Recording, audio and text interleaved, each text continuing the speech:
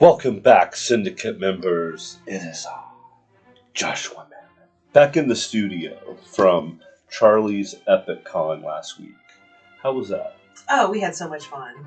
I really enjoyed it. Especially Paula enjoyed us. That was the best. That was awesome. Actually, he made the trip down there and back pretty interesting. So entertaining. So that was actually, that con was bigger than I thought it would be. There was a lot of vendors there. Oh, so many vendors. We have a lot of cool stuff. We sure did. Well, tonight, Syndicate members, we have something extra special for you. Because we've been doing a lot of reviews, and so we decided that tonight we were going to pick the top 5 independent comic book publishers to look out for. Now, some of these are guys that do everything themselves, and some of them actually, have a publishing company. So we're going to start off with one of my personal favorites, Luis Diaz, Video Gaga. I actually found Video Witch, the first Video Witch at the time was Banff. It's now called Blackbird Comics in England.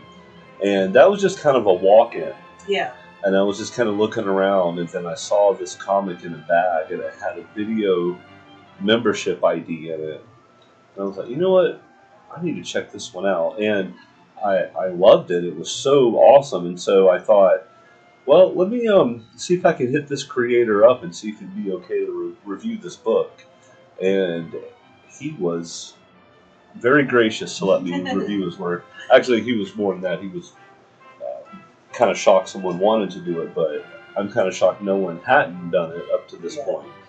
And so I've gotten all of the Video Witch and other corresponding books that he's done, and I'm definitely looking forward to some of the other stuff he's going to come out with. So first and foremost, Video Witch is such an awesome character. It really is. Yeah, it's one of my favorite ones. It's just she's definitely different. And it's sort of like kind of like an Elvira-esque character, but she actually has, unique abilities and powers. This is true, yeah. And then you have the nostalgia of the video rental, which is pretty cool. Her various employees are very interesting. She had the Sam, which was basically a floating brain. He was my favorite. Yeah. So it's been really a really good run. Of course, this one right here now, this was Video Gaga #1. This is actually a real special issue for me personally because Lewis sent me this one and he autographed it. Yeah. And then a little bit later when we went to Ancient City, I had Enzo also sign this one. Yeah. And specifically because Enzo didn't actually draw it, but Video Howdy is a Gut Ghost character. And Gut Ghost is definitely one of my favorite indie comics. And Enzo is another one of my... Enzo is one of my absolute favorite creators. Yeah. So yeah, I got the Video Gaga #1, #2, Captain Futura, which we have a video that I did a review with Sonia a while back. Right, yeah. So definitely look out for Luis Diaz. And I'll put all of his info up. Now, a lot of his stuff you have to actually walk in to the brick and mortar to get, but it's worth the trip for sure. And I recommend picking up multiple copies because if you're like me, that first copy is going to get bent up pretty bad reading through it. Because I enjoy seeing just a lot of the work he puts into it. Oh, because the detail with his stuff is really good. And we went over this with the videos, but it's just a lot of detail with the black and white. It just looks amazing. The black and white is an interesting one, too. Yeah. It's one of the first black and whites that I reviewed. And I can tell you that it's just so freaking good. Like, it's so clean and crisp. And, I mean, the characters... in it, not just Video Witch, but all of the characters he does. And then the crossover with Video Howdy is epic. It is awesome. And actually, I reviewed that one. I'll put a link down there. Actually, I posted a Luis Diaz playlist today. Oh. Yeah, so if you want to go to my playlist and take a look, I do have all the videos in which I reviewed Luis Diaz's comics. That's awesome. Yeah, so definitely check that out. So our next run, let me slide these down here. This was another one that we just happened to find him just kind of like in a booth, just on his own off to the side. We walked by and yeah, that's how we discovered Ninja Niko. Now, Ninja Niko, what I love about this book is it's Jacksonville. I was about to say, we just loved it because it was so literally hometown related. So I thought that was really cool. Yeah, there's actually Jacksonville is in the backdrop here, and this is about himself essentially. A spin on himself. Yeah. So he wins a tournament and then he gets a trophy. And then when he takes it home, his brother accidentally breaks the trophy. And then that's when they find like a scroll or something in which they undo it and he gains the powers of turn him into Ninja Niko, essentially. And then we also did a follow-up in that Ninja Niko #2. This one was even better. It was like it could get even better, but it did. Mm-hmm. And I need to track down issue #3 because I'm pretty sure that's available now. Yeah. But Ninja Niko, this is another one you need to be on the lookout for because I really love the fact that it's himself as a character and his brother's in there, his mom's in there. He really made it a family. Yeah, affair. it's really interesting, to see the dynamics in there. And then he was having a big party, and that's when he got the powers and trashed his mom's house. It was such a good book, both of them. And then the fact that this had like the Ninja Gaiden 2. Oh, that's right. Cover, right. So I just think it's funny you have that game too. I do, of course. And so, what was your impressions with Nico? Oh, well, one, just getting to meet him, what an incredible guy. I mean, I really thought he was just one of the nicest people we've ever met. He is really nice. We got a really cool poster from him. Like, he was able to sign stuff for us. So, honestly, just meeting him in general was just really cool. And hearing his story and how he started. And I just thought that was really cool. And then just seeing his actual work, reading the stories and everything else, just really good. I love the art in there also. The storyline itself is really amazing.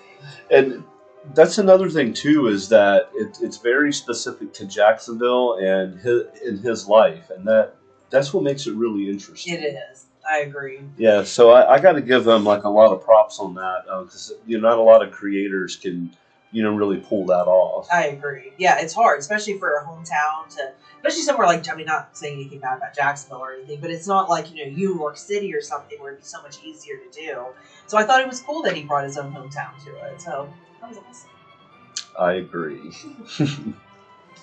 Now, this next one, and this is why I love going to cons and especially, medium to even some of the smaller ones. Yeah, because there's always a gem there. Yeah, there's always at least one, usually two, indie artists that I meet for the first time, and I end up having a good conversation with these guys, and it's just some of the stuff they're putting out is amazing. It really is. And that brings us to #3. Now, this is called These.Damn.Kids by Second Sight Publishing.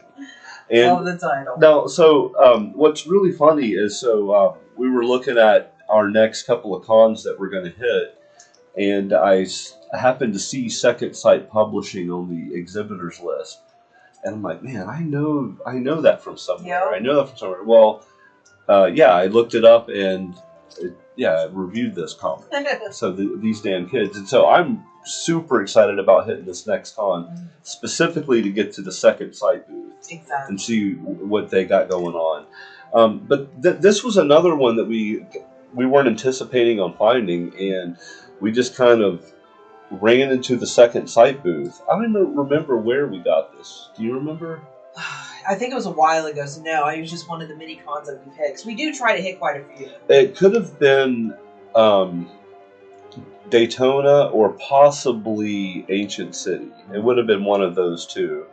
But yeah, we ran into the second side booth. I got to talk to the creators. Unfortunately, this was before I was doing a lot of interviews.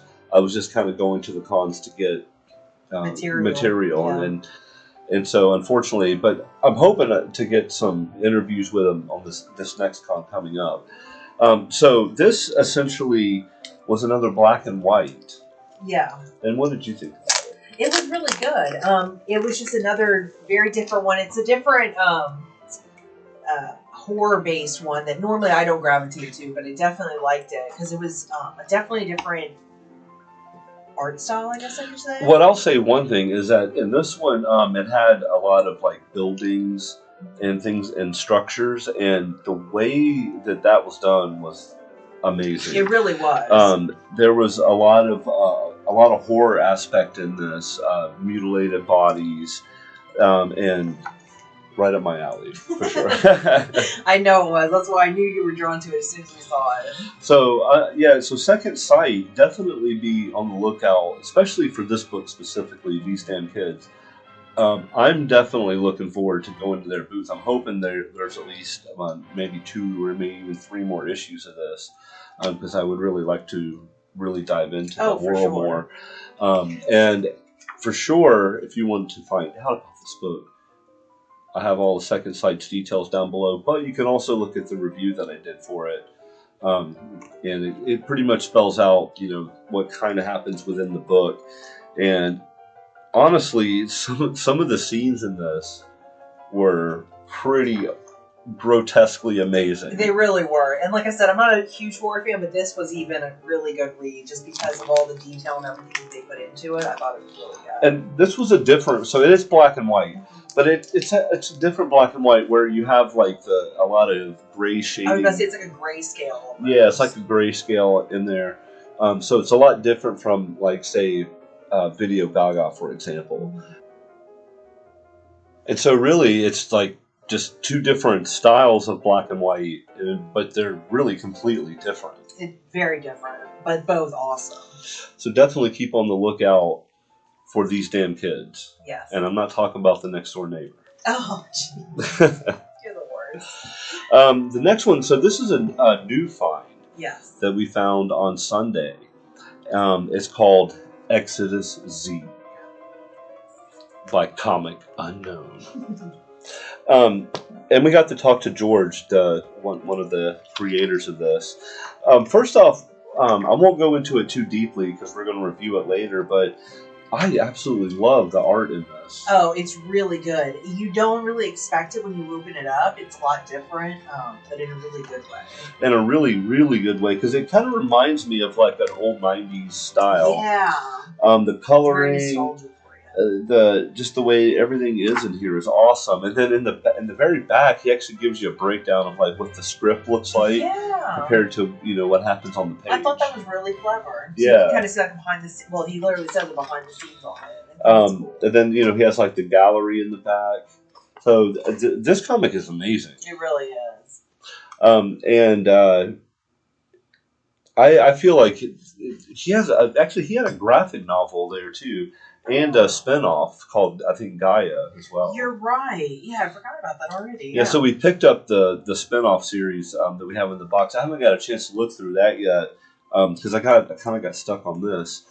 So we'll put all of Comic Unknown's info down below to make sure you can check them out and tell them Joshua Mammoth sent you.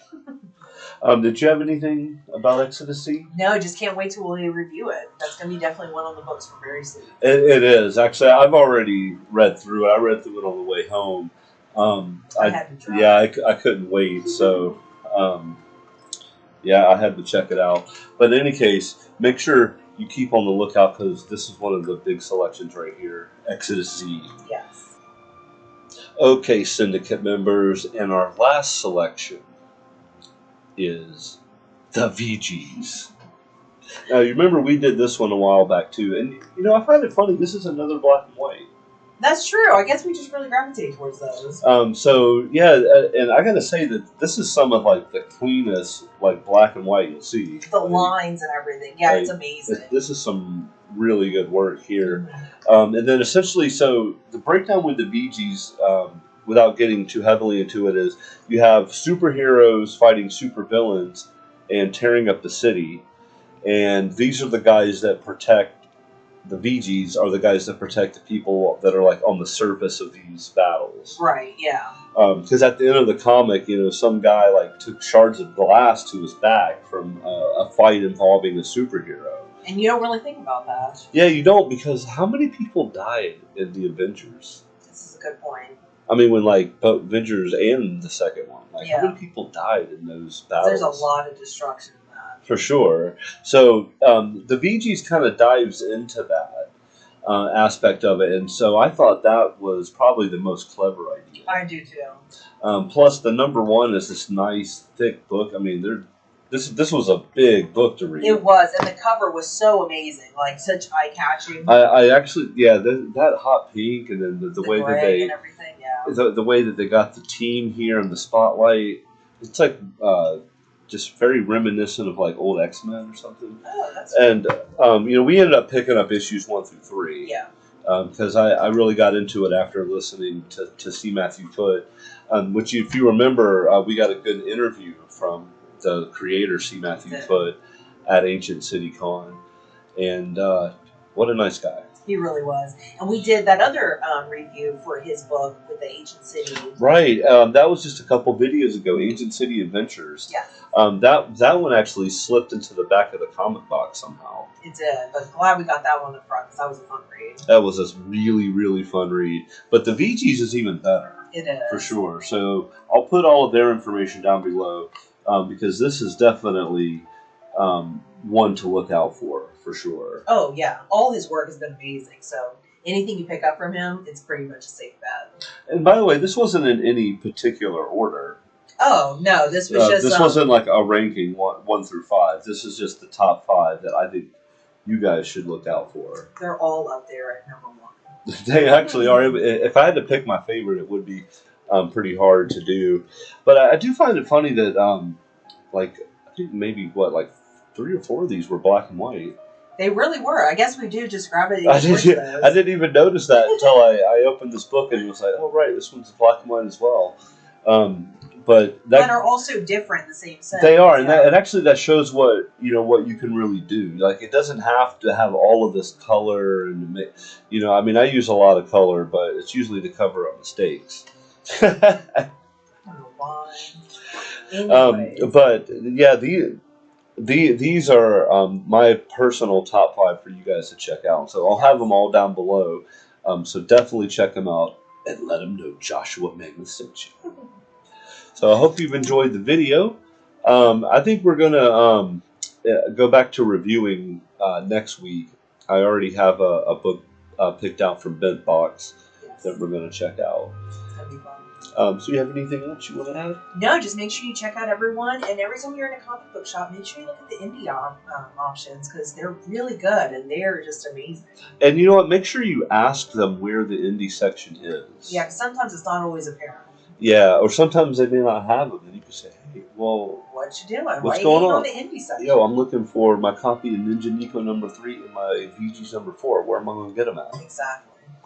So, all right, Syndicate members, between the known and the unknown lies the mammoth. I'll see you next time.